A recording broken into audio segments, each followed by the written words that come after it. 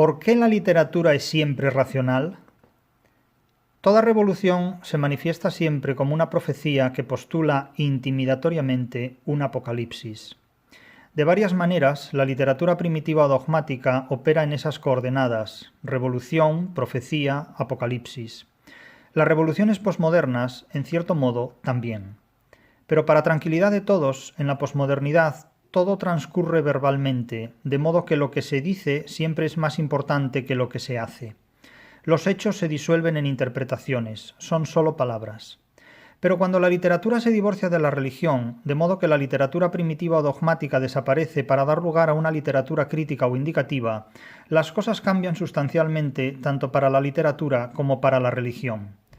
La literatura se divorcia de la religión cuando la literatura se hace definitivamente, irreversiblemente, racionalista y abandona la creencia en el mito, la magia y los númenes religiosos para convertirlos en unos más de sus juguetes. La religión nunca se lo perdonó, sus sacerdotes aún menos. Este divorcio tiene como consecuencia la obra homérica, Ilíada y Odisea.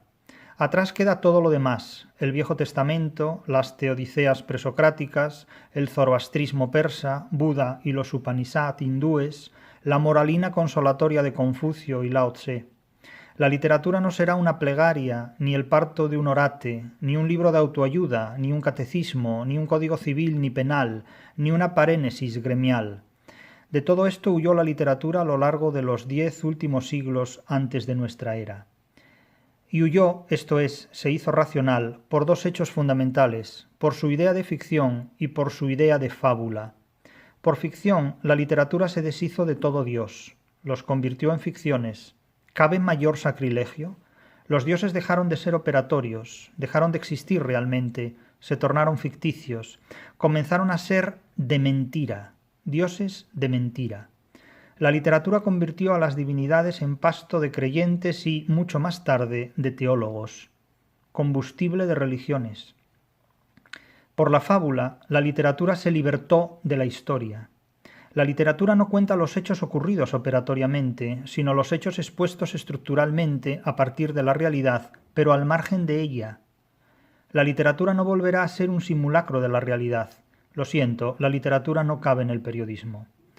En suma, por la ficción, la literatura se hace insoluble en la religión y, por la fábula, resulta insoluble en la historia.